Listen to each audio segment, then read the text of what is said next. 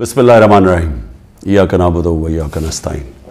मेरे पाकिस्तानियों, कल मैं FIA की इन्वेस्टिगेशन साइफर के ऊपर जो हो रही है उसमें मैं कल शिरकत कर रहा हूँ।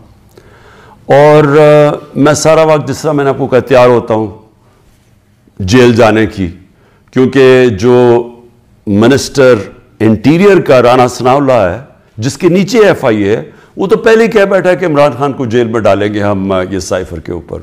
तो मुझे नहीं पता, क्योंकि इस वक्त कोई कानून तो है नहीं, जंगल का कानून है, जिसे मर्जी चाहो जेल में डाल दो।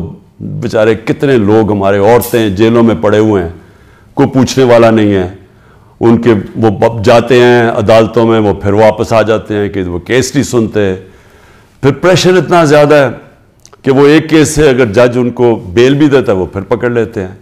लेकिन औरतों को, यानी उनके बच्चे हैं, उनको जेलों में रखा हुआ है, और यानी पुरअमन एहतजाज करने पे जेलों में रखा हुआ है। तो इसलिए कानून तो है ही नहीं, तो कभी भी कुछ हो सकता है। इसलिए मैं पहले आपको आगाह कर दूं, क्योंकि मीडिया सारा कंट्रोल्ड है। आपको पता है पूरी तरह इन्होंने सारी टीवी चैनल्स को PTV बना दिया, और PTV में बिल्कुल वो जो ये प्रोपेगेंडा चाहते हैं वो आता है। और मैं फिर आज याद कराना चाहता हूं कि कौम उन सारे सहाफ़ियों की तरफ देख रही है, मीडिया हाउसेस की तरफ देख रही है, जिन्होंने हमारे दौर में तो पूरी जिहाद की थी आज़ादी सहाफ़त। और इतनी सी बात होती थी, गालियां भी हमें पड़ रही होती थी, और हमें कह रहे थे कि हम मीडिया के ऊपर कोई बड़ी सख्ती कर रहे हैं। तो ज़रा मुआवजा करें, थोड़े देर कौम तो कर ही रही है कि आपकी ये वक्त तो गुजर जाएगा, लेकिन कौम ये याद रखेगी कि कौन से लोग खड़े हुए थे। वो इमरान रियाज को याद रखेगी ये सारी कौम, कि वो कम से कम अपने मौक़िफ़ पे खड़ा रहा। इस मुल्क के अंदर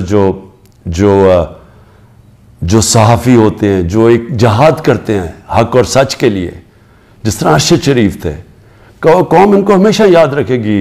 अरशद शरीफ शहीद को, वो जो 4 जर्नलिस्ट मुल्क से बाहर चले गए, लेकिन उन्होंने कॉम्प्रोमाइज़ नहीं किया।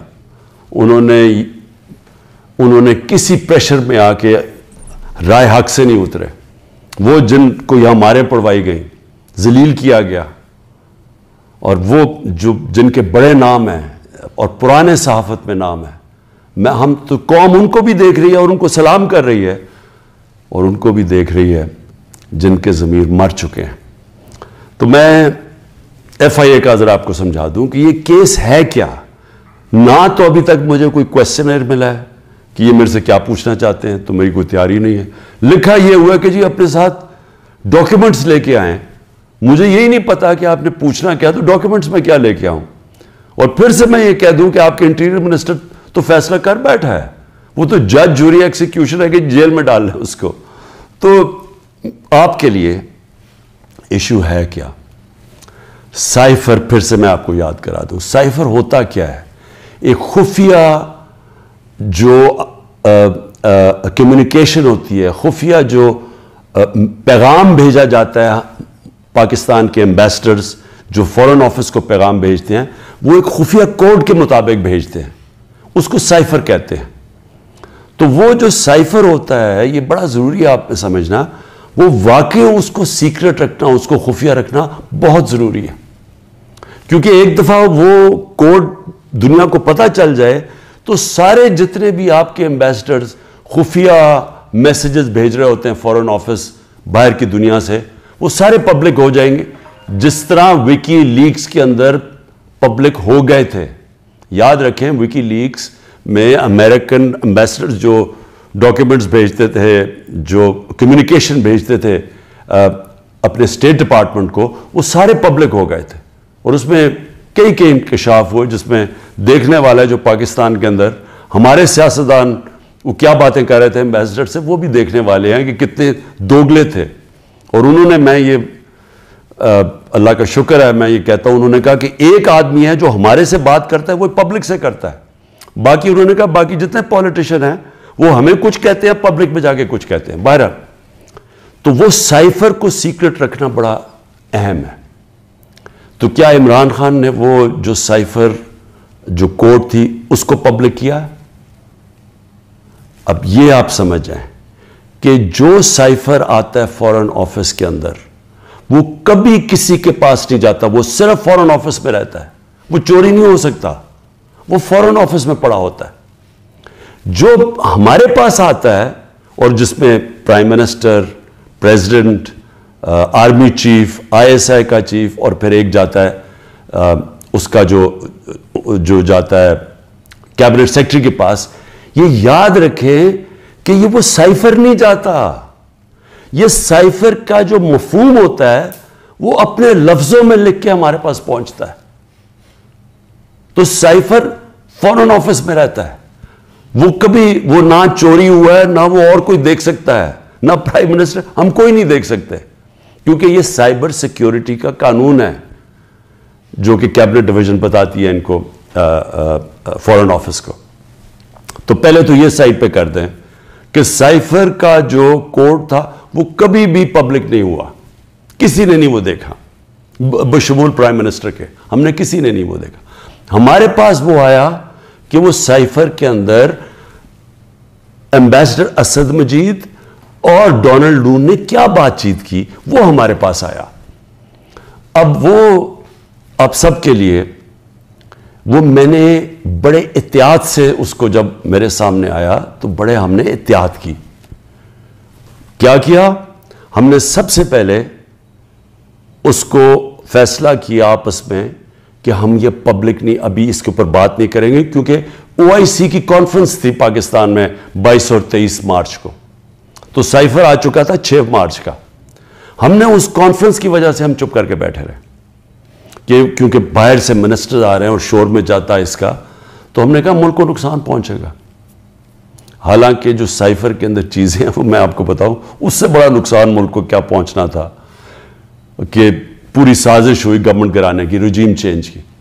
27 تاریخ کو میں نے جلسے میں جو ایک کاپی لہرائی وہ سائفر نہیں تھا, جو سائفر کے اندر پیغام تھا, تو وہ میں نے بتایا. اور میں نے تب بھی محتاط رہا, میں نے یہ نہیں بتایا کہ میں نے کہا یہ بڑا سینسٹیو ہے, میں نے لکھ کے بتایا کہ میں صرف کوئی غلط بات نہ کہہ دوں, کیونکہ انٹرنیشنل ریلیشنز ہیں, ہماری دوسرے ملکوں کے ساتھ تعلقات ہیں, وہ نہ خراب ہو جائیں. اس کے بعد میں نے کیبنٹ میں رکھا, کیبنٹ کے سارے ممبرز کو بتایا گیا کہ یہ سائفر آیا ہے, اور یہ سمجھ رہے کہ یہ کتنی بڑی اس ملک سے, میں سمجھتا ہوں کہ یہ کتنی بڑی ملک کی توہین ہوئی کہ ایک باہر کا ایک آفیشل وہ پاکستان کے ایمبیسڈر کو کہہ رہا ہے کہ اپنے پرائم منسٹر کو اگر تم نے نہ ہٹایا, ووٹ آف نو کانفیڈنس, جو پھر سے میں یاد کرا دوں کہ ابھی آئی نہیں تھی, تو پاکستان کے لیے مشکلات ہوں گی, اور اگر اس کو ہٹا دیا تو سب کچھ معاف ہو جائے گا. یہ تھا سائفر میں. اور جو ایمبیسڈر تھے, پھر سے میں آپ کو بتا دوں, اسد مجید, انہوں نے لکھا اس میں کہ میرے خیال میں تمہیں اس کے امریکہ کے خلاف ان کو پروٹیسٹ کرنا چاہیے, ڈیمارش کرنا چاہیے کہ یہ کبھی اس طرح کی زبان استعمال نہیں ہوتی, ایسی دھمکی نہیں دی جاتی. میں پہلے کیبنٹ میں رکھتا ہوں, پھر 28 مارچ کو نیشنل سیکیورٹی کاؤنسل میں رکھتا ہوں, اور وہ نیشنل سیکیورٹی کاؤنسل میں سارے سروس چیف ہوتے ہیں. جنرل باجوہ تھے وہاں, ایئر چیف تھے ادھر, نیوی کے چیف تھے, جوائنٹ چیف آف سٹاف تھے, ہمارے ساری کیبنٹ کے سینئر ممبرز تھے, فورن آفس کے سیکرٹری بیٹھے ہوئے تھے.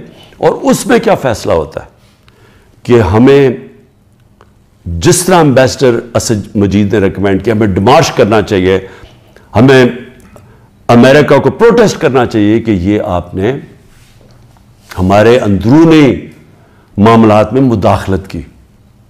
تو جب وہ اس میں آ گیا نیشنل سیکیورٹی کاؤنسل میں اور ڈیمارش کر دی, تو جو اس کی جو سائفر کے اندر چیزیں لکھی ہوئی تو وہ تو پبلک ہو گئی, کیونکہ جب آپ نے پبلک ایک سٹیٹمنٹ دے دی کہ کہہ دیا کہ ہم نے اس کی کیا, تو وہ تو سیکرٹ تو نہ رہا وہ, کیونکہ ڈیمارش نے اپنے کس پہ, تو یہ چیزیں سامنے آ گئی نیشنل سیکیورٹی کاؤنسل میں, اور کیبنٹ میں بھی ڈسکس ہو گئی. اس کے بعد پارلیمنٹ کے اندر ہم نے ان کیمرہ سارے اپوزیشن لیڈرز کو بلایا کہ آپ کو پتا ہونا چاہیے کہ کس طرح کی پاکستان میں توہین ہوئی. سارے اپوزیشن لیڈرز نے منع کر دیا جانے کا, کیونکہ یہ سارے حصہ تھے اس سازش کے. میں کوشش کر رہا ہوں کہ سارے ملک کو بتاؤ کہ قوم کی کتنی توہین ہوئی ہے, یہ منع کر دیتے ہیں. پھر پارلیمنٹ سے جو اسپیکر ہوتے ہیں وہ چیف جسٹس آف پاکستان کو بھیجتے ہیں, اور میں بھی انہیں کہتا ہوں کہ اس کے اوپر انکوائری کریں کہ یہ جو مداخلت ہوئی ہے اس کے اندر پتہ تو چلے کہ یہ ہوا کیا, کتنی بڑی سازش ہوئی ہے کہ سٹی گورنمنٹ کے اوپر, الیکٹڈ پرائم منسٹر کے اوپر دھمکی ملتی ہے, اور پھر اس کے گورنمنٹ گرانے کی پوری تیاریاں شروع ہو جاتی ہیں, لوگ بھاگنا شروع ہو جاتے ہیں, الائز چلے جاتے ہیں. اور یہ پیغام کس کو تھا؟ مجھے تو پتا تھا پیغام کس کو ہے, جنرل باجوہ کے لیے پیغام دیا گیا تھا, کیونکہ اسی کے پاس پاور تھی نا گورنمنٹ گرانے کی, باقی تو کوئی پرائم منسٹر کو نہیں ہٹا سکتا تھا. تو اس کے بعد جب یہ, اور پھر کیبنٹ کے اندر ہم نے اس کو ڈی کلاسیفائی بھی کر دیا. تو مجھے ابھی تک یہ نہیں سمجھ آ رہی کہ ایف آئی اے چاہتی کیا ہے, کہ جب سائفر تو سیف, جس طرح ثناءاللہ نے کہا وہ فورن آفس میں پڑا ہے, وہ تو اس کے اوپر تو اس کا تو کسی کو پتہ ہی نہیں ہے جو سائفر کی کوڈ ہے. ہمارے پاس جو جس کو پیرافریز کہتے ہیں انگریزی میں لفظ, ہمارے پاس جو آتا ہے وہ تو اس کا مفہوم آیا تھا, اور وہ جا کے نیشنل سیکورٹی کاؤنسل اور کیبنٹ میں جب رکھا اور بعد میں ڈی کلاسیفائی بھی کر دیا, تو وہ تو پھر ایک سیکرٹ ڈاکیومنٹ نہیں رہا. اب اصل چیز پہ آ جائیں کہ کیا کسی ملک میں کوئی بتا سکتا ہے, ہمارا تو 25 کروڑ کی آبادی ہے, کسی 50 لاکھ کی آبادی, چھوٹے چھوٹے نیوزی لینڈ جیسے شہر, چھوٹے سے یعنی ملک, اور کتنے ہیں ایسے, ہالینڈ ہیں, چھوٹے چھوٹے شہر ہیں, چھوٹی چھوٹی آبادی ہے. کوئی تصور کر سکتا ہے کہ کسی ملک سے, امریکہ کا کوئی بھی جس طرح آفیشل, وہ جا کے اس کے ایمبیسڈر کو کہے کہ اپنے پرائم منسٹر کو گرا دو, نہیں تو ہم تمہیں یہ کر دیں گے. جب امریکہ نے رجیم چینج کیا پہلے, تو جو خود ہی ان کے سی آئی اے کے اور MI6 کے جو پیپرز ڈی کلاسیفائی ہوئے ہیں, ان میں کیا چیز نکلی؟ مصدق کی گورنمنٹ گرائی گئی, رجیم چینج کیا گیا 1950 کی دہائی میں. تو وہ تو کوئی سائفر نہیں بھیجا وہاں, وہ تو کوئی ایمبیسڈر سے پیغام نہیں بھیجا, وہ تو پہلے پوری سازش کی گئی, اپوزیشن کے ساتھ مل کے, میڈیا کے ساتھ میڈیا پہ پیسہ چلا, پہلے اس کو برا بھلا کہا گیا, اور پھر ان کے آرمی چیف کے ذریعے اس کی گورنمنٹ گرا دی. اور پھر دوسری 70 کی دہائی میں چلی کے اندر ایلیندا کو, پریزیڈنٹ ایلیندا کو گرایا گیا, اور وہ بھی کسی نے سائفر نہیں بھیجا, انہوں نے ان کے آرمی چیف کے ذریعے اس کی گورنمنٹ گرا دی, کو کر دیا. تو جب رجیم چینج ساؤتھ امریکہ میں بھی ہوتا ہے تو اس طرح تو پھر بھی نہیں ہوتا کہ پہلے وہ کوئی ایمبیسڈر سے دھمکی دی جائے. تو میں آخر میں یہ کہنا چاہتا ہوں اپنی قوم سے کہ دیکھیں, یہ کوششیں ساری ہو رہی ہیں کسی نہ کسی طرح عمران خان کو راستے سے ہٹانے کی. یہ پوری ہر چیز کے پتہ نہیں 180 کیسز ہیں, اور ایک اور وارنٹ بھی نکلا ہی ہے. الیکشن کمیشن کی توہین ہوگی, یہ دنیا میں آپ نے نہیں کبھی سنا. عدالتوں کی تو توہین ہوتی ہے, الیکشن کمیشن کی توہین ہونے وارنٹ نکلائیں. پوری کوشش ہے کسی نہ کسی طرح اس کو جیل میں ڈال دیں. میں کھڑا ہوں, جیل کے لیے بھی تیار ہوں, لیکن قوم کو میں یہ بتا دوں کہ میں انشاءاللہ ہر کیس کا ثابت کروں گا اسی ملک میں بیٹھ کے کہ ہر کیس انہوں نے جعلی بنایا ہے, بوگس بنایا ہے, اور ہر کیس جب عدالت میں جائے گا, جب سنا جائے گا, کوئی جج بھی سزا نہیں دے سکتا پورا کیس سن کے, کیونکہ یہ سارے جعلی کیسز ہیں. اور اس کا مقصد اس ملک میں انصاف نہیں لانا, اس ملک میں انصاف کی قبر کھودنی ہے, تاکہ کسی طرح جنگل کا قانون جو طاقتور ہے وہ کسی طرح اس ملک کی جمہوریت بھی ختم کر دے, وہ طاقتور اس ملک کی عوام کی آواز ختم کر دے, وہ اس ملک کی سب سے بڑی پارٹی کو کسی طرح ختم کر دے, اور کسی نہ کسی طرح یہ چوروں کا ٹولہ جو 30 سال سے ملک کو لوٹ رہا ہے, کسی نہ کسی طرح اس کو پھر اوپر بٹھا دے. یہ ہے ساری گیم. پاکستان زندہ باد.